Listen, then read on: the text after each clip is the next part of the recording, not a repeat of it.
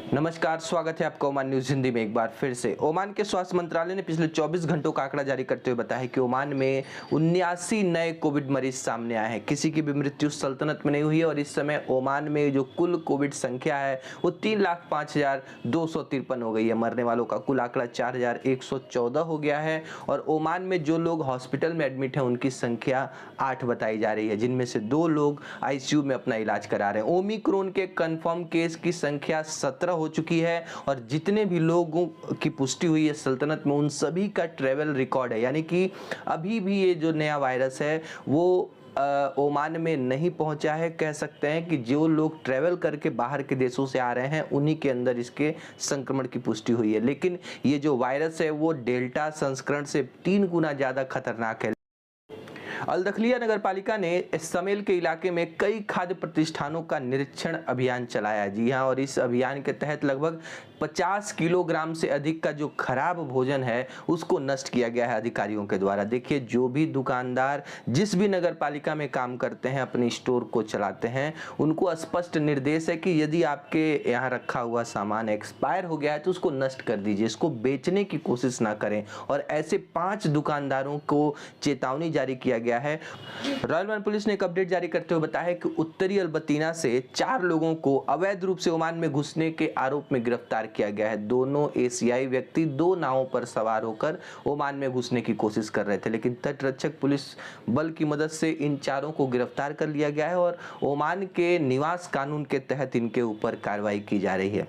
सूरा काउंसिल का कहना है कि ओमान में RT-PCR टेस्ट की जो खर्च है इसको और कम करने की आवश्यकता है। देखिए, जब टेस्टिंग का खर्च कम होगा तभी लोग जागरूक होंगे, ज्यादा से ज्यादा लोग टेस्टिंग कराएंगे और ये जाहिर सी बात है, जब लोग टेस्टिंग कराएंगे तो कोविड के किसी भी संस्करण का पता चलेगा और जब संस्करण का पता चल जाएगा तो उस व्यक्ति को, उस संक्रमित व्यक्ति को इंस्टीट्यूशन क्वारंटीन रख करके समाज से अलग रखकर इस संक्रमण के रफ्तार को रोका जा सकता है। सूरा काउंसिल ने सुझाव दिया है कि RT-PCR टेस्ट की दर 8 ओमानी रियाल के आसपास होनी चाहिए ताकि आम आदमी भी बिना किसी हिचक के इस टेस्ट को अफोर्ड कर ले। फिलहाल 20 ओमानी रियाल तक का जो RT-PCR टेस्ट ओमान में किया जा रहा है।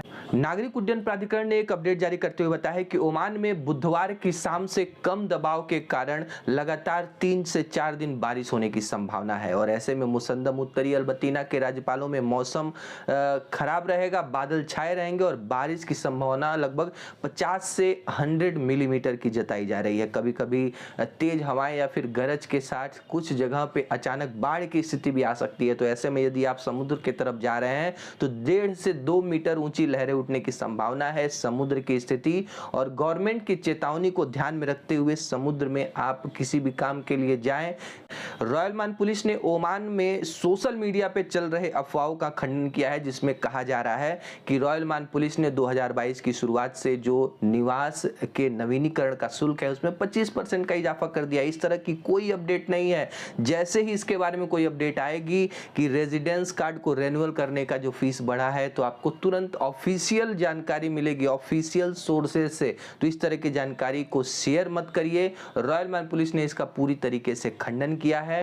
मिनिस्ट्री ऑफ हेल्थ ने एक अपडेट जारी करते हुए बताया है कि ओमान के सभी निवासी यदि उनको वैक्सीन लिए हुए 3 महीने से ज्यादा हो चुके हैं तो अपनी बूस्टर खुराक आकर के वो लगवा सकते हैं और यदि आपको कोविड-19 से संबंधित जो लक्षण दिखाई देते हैं जैसे कि बुखार, गले में दर्द, नाक बहना संबंधी सर्दी होती है तो अन्य लोगों से आप एक अलग कमरे में पृथक हो जाइए और हो सके तो अपना टेस्टिंग करा लीजिए ताकि ओमिक्रॉन के खतरे को रोका जा सके। देखिए, ओमान में लगातार संक्रमण बढ़ रहे हैं और अभी ओमान में सुप्रीम कमेटी ने जो सामूहिक सभाएं हैं या फिर मस्जिदों में जो नमाज है उसके ऊपर पाबंदी लगा दी है और यदि संक्रमण की रफ्तार ऐसे ही बढ़ती रही तो सुप्रीम कमेटी को मजबूरन जो नाइट कर्फ्यू या फिर लॉकडाउन जैसे नियमों को लगाना पड़ेगा। रॉयल ओमान पुलिस ने ऑयल एंड गैस कंपनी में काम करने वाले कुछ प्रवासियों के समूह को गिरफ्तार किया है। जी हां, रॉयल ओमान पुलिस ने अपने बयान में बताया है कि ये लोग एक तेल कंपनी में काम कर रहे थे और एक समूह बनाकर